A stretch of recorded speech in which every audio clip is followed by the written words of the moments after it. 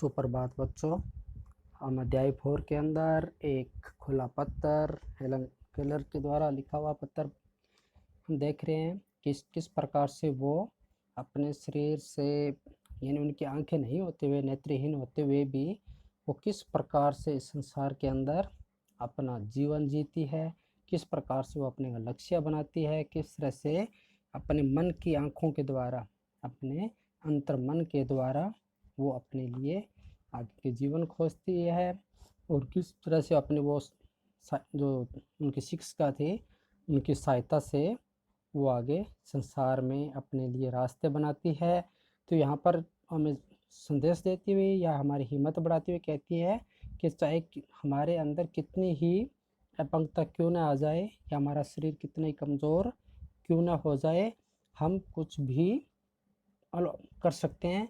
हमारे अंदर एक दृढ़ निश्चय होना चाहिए, एक लक्ष्य होना चाहिए, जिससे हम संसार के अंदर कोई भी किसी भी इच्छा को अपना पूर्ण कर सकते हैं। तो बच्चों, हमने यहाँ तक मेरे जीवन की कहानी तक पढ़ा था, किस प्रकार से अभिव्यक्ति करते हैं कि किस प्रकार से हेलन केयर कहती है कि मैंने अपनी ब्रेन लिपि द्वारा टाइप करना लिखना शुरू किया और मैंने स्वयं की अभिव्यक्ति करने के लिए यानी अपने स्वयं के विचारों को प्रकट करने के लिए मैंने मेरी कहानी के रूप में यानी मेरे जीवन की कहानी के रूप में भी लिखा है।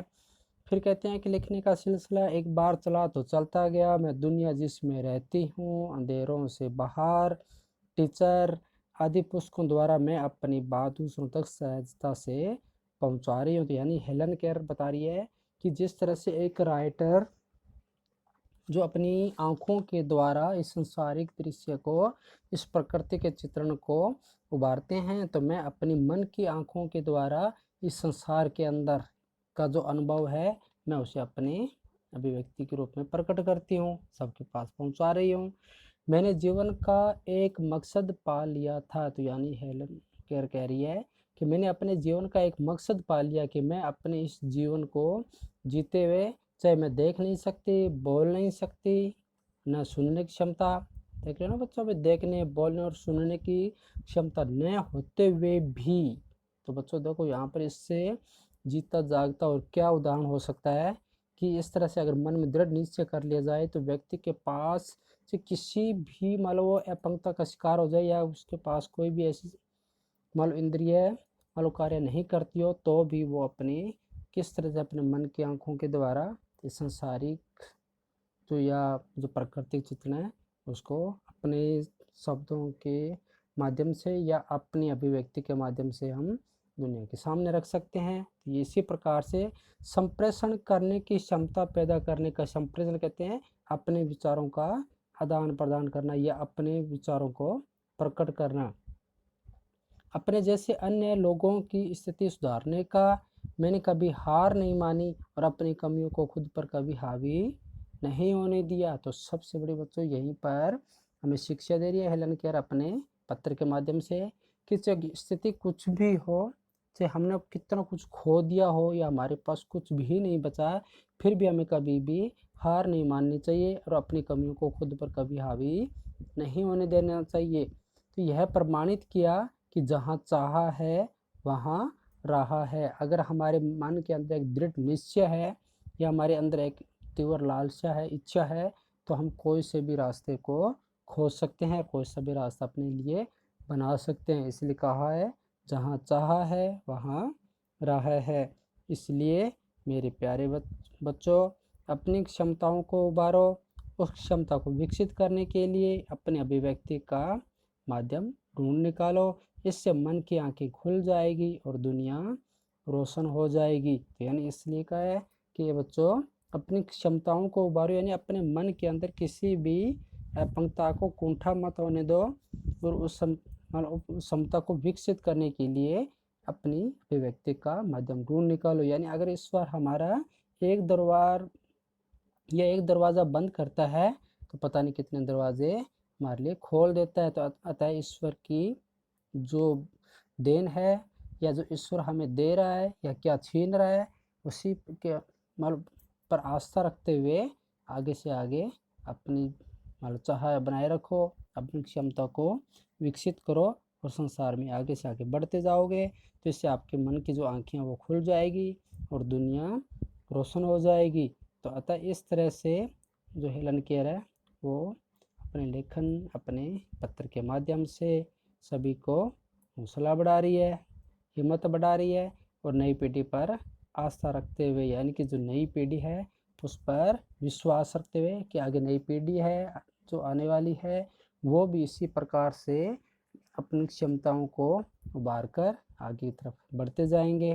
तो अतः तुम्हारी हेलन केयर के रूप में, हेलन केयर कहती है तुम्हारी हेलन केयर, जो मतलब न वो बोल सकती थी, न वो सुन सकती थी और न ही देख सकती थी, फिर भी उन्होंने अपनी जो उनका अपना मकसद था उसको इस संसार के अंदर कैसे पूरा किया, किस तरह से वो एक राइटर बनी। तो बच्चों आप भी अगर मान लो यहाँ कहीं भी स्थिति में ऐसा अगर ऐसा होता है तो आप भी कभी भी हिम्मत नहीं हारेंगे। तो इस तरह से यहाँ पर हेलन केयर के द्वारा रचित अध्याय में आपको कितनी शिक्षा मिली है बच्चों। और यहाँ पर अगर मूल्य की बात की जाए यानी मोरल की बात की जाए, इस अध्याय से हमें क्या शिक्षा मिल रही है, तो मेहनत, लगन और आत्मविश्वास तथा हिम्मत रखना ये मनुष्य के सबसे सर्वश्रेष्ठ गुण है। अगर इन गुणों के माध्यम से इंसान अगर अपने आगे से आगे बढ़ता जाता है तो उसको मंजिल निश्चित ही मिलती है। और अगर कोई भी बच्चा या इंसान अगर अपनी कोई भी जैसे इंद्रियां होती है हमारी, वो अगर हम खो देते हैं किसी दुर्घटना में या किसी कारणवश, तो भी हमें हिम्मत नहीं हारनी चाहिए, अपने आत्मविश्वास बनाए रखना चाहिए। लगन मेहनत के द्वारा हम किसी भी लक्ष्य को इस संसार के अंदर प्राप्त कर सकते हैं। तो बच्चों आपको अध्याय समझ में आया होगा पूरा। अगर कहीं आपको कुछ समझ में नहीं आया हो तो आप मैसेज के द्वारा, कॉल के द्वारा पूछ सकते हैं। आगे हम इसे क्वेश्चन आंसर के रूप में लेके चलेंगे। तो पहले सबसे पहले हम शब्दार्थ देखते हैं। शब्दार्थ के अंदर देखिए बच्चों, ह्रास, ह्रास कहते हैं क्षय या कमी, यानी कमी हो जाना या क्षय हो जाना उसे ह्रास कहते हैं। दृष्टिहीन कहते हैं जिसे दिखाई न दे। सामर्थ्य कहते हैं क्षमता, या कह सकते हैं अपन कुछ कर सकने की जो हमारी ताकत है उसे हम क्षमता कहते हैं। और वरीयता कहते हैं सर्वश्रेष्ठता, यानी जो कर्मानुसार अगर किसी में जो सबसे ज़्यादा श्रेष्ठ हो तो उसे सर्वश्रेष्ठता के रूप में जाना जाता है। मूक, जो बोल न सके, मूक का अर्थ होता है जो बोल न सके। प्रतिभा कहते हैं विलक्षण बौद्धिक शक्ति, यानी जो मतलब बौद्धिक बुद्धि यानी सब में होती है, लेकिन जो सबसे ज़्यादा तीव्र बुद्धि वाला होता है, विलक्षण बुद्धि वाला होता है, उसे विलक्षण बौद्धिक शक्ति कहते हैं, यानी प्रतिभा को। और संप्रेषण कहते हैं अपनी बात को दूसरों तक पहुंचाना, यानी अपने मन के विचारों को प्रकट करते हुए हम दूसरों के सामने रखते हैं तो वो अपनी बात को दूसरों तक पहुंचाने को मान लो यहाँ पर संप्रेषण कहेंगे। संवेदना कहते हैं अनुभूति, यानी अनुभव करना या अनुभव किया गया जो हमारी होती है वो अनुभूति कहलाती है। निधि कहते हैं संपत्ति या धन दौलत, या निधि खजाना को भी कहा जाता है। नाजायज, नाजायज कहते हैं अनुचित या अनुपयुक्त या उचित नहीं होना, इस तरह से भी कह सकते हैं, यानी ऐसा कार्य जो उचित नहीं होता उसे हम अनुचित कहते हैं या अनुपयुक्त कहते हैं। अमोघ कहते हैं अचूक, अमोघ कहते हैं अचूक, जो चूकता नहीं हो, यानी ऐसा कोई भी शस्त्र या ऐसी कोई भी वाणी जो अचूक हो, यानी जिसका वो अपने लक्ष्य से बिल्कुल भी चूकती नहीं है उसे हम कहते हैं, यानी ऐसी शक्ति जो अपने लक्ष्य को भेदती ही है, लक्ष्य को प्राप्त करती है, उसे अचूक कहते हैं। मकसद कहते हैं उद्देश्य। अल्पकालिक कहते हैं कुछ समय तक रहने वाला, यानी थोड़े समय के लिए रहने वाला। अभिव्यक्ति कहते हैं व्यक्त करना या प्रकट करना। तो अभिव्यक्ति मतलब हर कोई व्यक्ति अपने मन के जो विचार प्रकट करता है या व्यक्त करता है अपने मन के भावों को, उसे अभिव्यक्त कहते हैं। दुर्भावना कहते हैं बुरी भावना। बधिर कहते हैं जो सुन न सके। आक्रोश कहते हैं गुस्सा या क्रोध। तो बच्चों पीछे भी एक शब्द आया था ना, मूक जो बोल नहीं सके, और बधिर कहते हैं जो सुन न सके। तो यहाँ पर आप याद रखेंगे इनको। और पारदर्शी कहते हैं जैसे आर पार देखा जा सके, यानी किसको जिसको कहीं से भी जिसको देखा जा सकता है, आर पार भी देखा जा सकता है, उसे कहते हैं पारदर्शी। तो बच्चों आपको शब्दार्थ समझ में आ गए होंगे। तो आप इनको अच्छी तरह से अपने नोटबुक के अंदर शब्दार्थ लिखते हुए जितने भी शब्दार्थ हैं इन सबको लिखोगे और अच्छी तरह से लर्न भी करेंगे। आपको अच्छी तरह याद भी रहना चाहिए। फिर आगे चलते हैं वाचन और श्रुतलेख के अंदर। वाचन यानी होता है सुनकर, और श्रुतलेख मतलब जो वाचन या जो श्रुतलेख यानी जो पढ़ते हुए या कह सकते हैं सुनकर लिखना।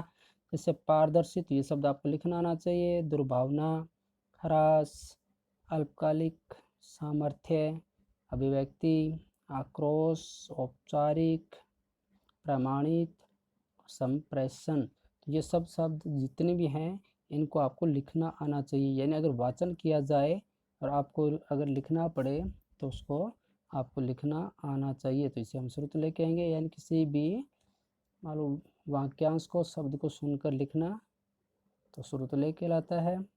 वाचन यानी पढ़ना भी आना चाहिए। फिर पारदर्शी, दुर्भावना, ह्रास, अल्पकालिक, सामर्थ्य, यानी इस तरह से आपको पढ़ते हुए लिखना। इसे हम वाचन और श्रुतलेख रूप में देखेंगे। फिर हम चलते हैं अभ्यास प्रश्न के अंदर। तो सबसे पहले पाठ से, यानी पाठ के अंदर हमने जो कुछ पढ़ के आए हम उन्हीं के अंदर से, यानी जो पढ़ा है उसी में से आपसे क्वेश्चन मान लो यहाँ राइटर के द्वारा पूछे गए हैं। जिसे हम देखते हैं। सबसे पहले सोचिए और बताइए। जो बच्चों मौखिक रूप से होते हैं, अगर क्लास वर्क होता तो निश्चित रूप से हम इन्हें मौखिक रूप से करते, लेकिन यहाँ थोड़ा रिटर्न के रूप में करेंगे। पहले हम थोड़ा समझ लेते हैं इनको, भाई किस प्रकार से आपको इन क्वेश्चन आंसर को करोगे आप। तो फर्स्ट नंबर, क नंबर, हेलन केलर ने यह पत्र क्यों लिखा होगा, यानी इस पत्र को लिखने के पीछे उनका उद्देश्य क्या है, यानी क्यों अपने मतलब इस पत्र के माध्यम से वो हमें क्या कहना चाहती है या उनको लिखने का इसमें मतलब क्या है। तो यहाँ पर मानव जाति को, या कह सकते हैं मानव को अपने जीवन में आगे बढ़ते हुए अपने लक्ष्य को प्राप्त करने के लिए उद्देश्य से यहाँ पर पता लिखा है कि हिम्मत और अपने लक्ष्य को प्राप्त करते हुए अपनी क्षमताओं को बढ़ाते हुए आगे से आगे बढ़ने के लिए यहाँ पर पत्र लिखा है। 6 नंबर के अंदर चलें तो होड़, दुर्भावना आदि के मायाजाल में कौन फंस चुके हैं। तो होड़ और दुर्भावना आदि के मायाजाल में जो दूसरों को नीचा दिखाने की जो प्रवृत्ति है या सब कुछ पा लेने की जिनमें लालसा है, वो व्यक्ति इस प्रकार की होड़ और दुर्भावना में फंस चुके हैं या इस मशीनी युग के अंदर फंस चुके हैं। तो यहाँ पर आपको इस तरह समझ में आ गया होगा कि होड़, दुर्भावना आदि मायाजाल में कौन फंस सके हैं। जो इस संसार के अंदर शारीरिक रूप से सक्षम है वो इस संसार के अंदर इस मायाजाल में फंस चुके हैं। बच्चों समझ गए होंगे आप। ये जो शारीरिक रूप से एकदम सक्षम है वो इस संसार के मायाजाल में फंस चुके हैं। जो सब कुछ प्राप्त कर लेना चाहते हैं, जिनमें लालसाएं यानी हर शीघ्र प्राप्त कर लेने की लालसा है, तो इस तरह से वो लोग जो शारीरिक रूप से सक्षम है वो लोग फंस चुके हैं।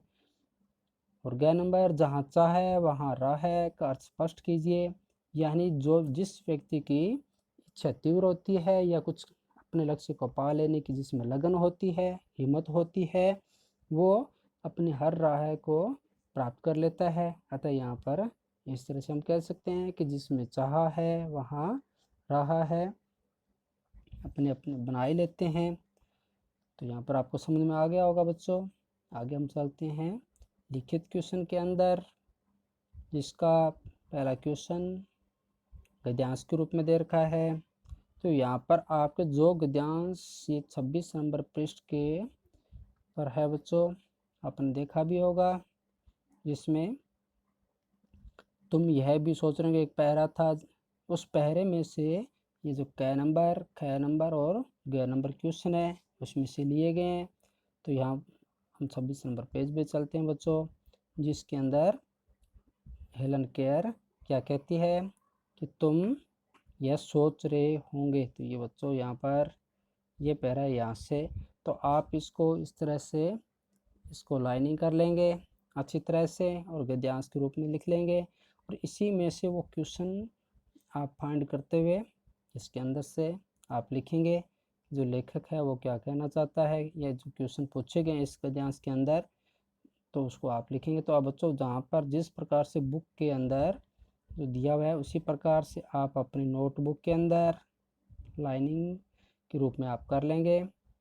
जिस तरह से संकेत के रूप में दे रखा है तुम यह भी सोच देकर फिर पॉइंटेड करते हुए वरीयता पाते जा रहे हैं। तो इस तरह से आप करके और फिर यहाँ पर लिखेंगे कि माया जाल में फंसे लोग दृष्टि होते हुए भी क्या बन गए हैं। तो यहाँ पर माया जाल में दृष्टि होते हुए भी क्या बन गए बच्चों, तो उसमें आप पैरे में ढूंढोगे तो उसमें नजर आएगा दृष्टिहीन, यानी इस प्रकार से माया जाल में फंस के वो दृष्टि होते हुए भी दृष्टिहीन बन गए हैं। तो आप इस तरह से उसमें से क्वेश्चन फाइंड करते हुए आप निशान लगाएंगे और अपनी नोटबुक के अंदर लिखेंगे। 6 नंबर के अंदर अल्पगामी से लेखिका का क्या तात्पर्य है। तो अल्पगामी का इसके अंदर क्या तात्पर्य है बच्चों, तो अल्पगामी का अर्थ तात्पर्य है संकुचित उद्देश्यों से। अगर हम इसको पीछे जाकर तब देखेंगे कि किस प्रकार से यहाँ पर हेलन केयर कह रही है अल्पगामी, ये सब देखो बच्चों यहाँ पर अल्पगामी से मेरा तात्पर्य संकुचित उद्देश्यों से है। तो यानी इस प्रकार से एक पूरा वाक्य या एक शब्द के अंदर भी आप लिख सकते हैं संकुचित उद्देश्यों से, यानी यहाँ पे सीधा कह सकते हैं अल्पगामी से तात्पर्य है संकुचित उद्देश्य। और ये पीछे वाला क्वेश्चन था फर्स्ट क्वेश्चन कि माया जाल में फंसे जो फंस के हैं वो कैसे हो गए हैं। तो यहाँ पर ऐसे हैं कि माया जाल में बुरी तरह से फंसे लोग हैं वो दृष्टि होते हुए भी दृष्टिहीन हो गए हैं। तो ये उस फर्स्ट का क्वेश्चन था। फिर आगे हम क्वेश्चन नंबर 3 के अंदर चले। तो 3 नंबर क्वेश्चन के अंदर क्या है बच्चों, देखिए आप, आज किसको वरीयता दी जा रही है, यानी आज सबसे ज़्यादा जो वरीयता है वो किसको दी जा रही है। तो इस पैरे के अंदर हम ढूंढेंगे कि जहाँ वरीयता की बात आ रही है तो इस वरीयता के तहत जो हेलन केयर है वो क्या कह रही है। तो यहाँ पर मानवीय संवेदनाओं का ह्रास होता जा रहा है और अल्पकालिक उद्देश्यों को वरीयता दी जा रही है, यानी पाते जा रहे हैं। तो यानी अल्पकालिक जो उद्देश्य है, तो यहाँ पर मुख्य जो बात है लेखक है वो एक शब्द के अंदर हम मान लो एक तरह से जान रही है कि अल्पकालिक उद्देश्य, यानी कि वरीयता किसको दी जा रही है, जो अल्पकालिक उद्देश्य हैं उनको वरीयता दी जा रही है, यानी जो थोड़े समय के लिए होती है उनको ज़्यादा वरीयता दी जा रही है। तो यहाँ बच्चों आपको जो आपके क्वेश्चन है गद्यांश के अंदर से, तो इस तरह से आप फाइंड करते हुए हमेशा लिखते हैं, पीछे भी आप करते आए हो ऐसे क्वेश्चन, तो आपको लर्न भी आसानी से हल हो ही जाएगा और आप इन क्वेश्चंस को जानते भी होंगे किस प्रकार से गद्यांश से ढूंढ कर किया जाता है। तो आप इस तरह से इनका आंसर आप दे सकते हैं बच्चों। फिर आगे चलते हैं अति लघुत्तर प्रश्न के रूप में। तो इस अति लघुत्तर प्रश्न के अंदर देखिए बच्चों, हेलन ने अमूल्य निधि किसे कहा है। तो हेलन ने अमूल्य निधि किसको कहा बच्चों, तो हमने सबसे पहले देखा था ना भाई किसने उसने अमूल्य निधि वो माना है, तो उसने अपने अमूल्य अपने मन की आंखों के महत्व को, तो ये हमने फर्स्ट पर शुरू से ही जब हमने पढ़ा था तो उसमें हमने देखा था कि किस प्रकार से जो हेलन केयर थी वो अपने मन की आंखों के द्वारा संबोधन करती है और उसी को ही अपने अमूल्य निधि खजाना माना था कि मेरी मन जो मन की आंखों के का जो महत्व है ये मेरे लिए सबसे बड़ी अमूल्य निधि है, मेरे लिए सबसे बड़ा खजाना है। तो इस तरह से आप इसको भी आप आराम से आंसर दे सकते हैं बच्चों। फिर चलते हैं आगे ख के अंदर, एनी सुलिवन कौन थी। तो हमने इसके बारे में पढ़ा था पहले का जो हेलन केयर है वो क्या बताती है कि एली सुलिवन उनकी शिक्षिका थी। तो ये हमने इसको जाना था बच्चों कि हेलन केयर अपने जो एली सुलिवन है अपनी शिक्षिका के रूप में उनका वर्णन किया था। तो एली सुलिवन उनकी शिक्षिका थी। फिर आगे चलते हैं ग नंबर के अंदर।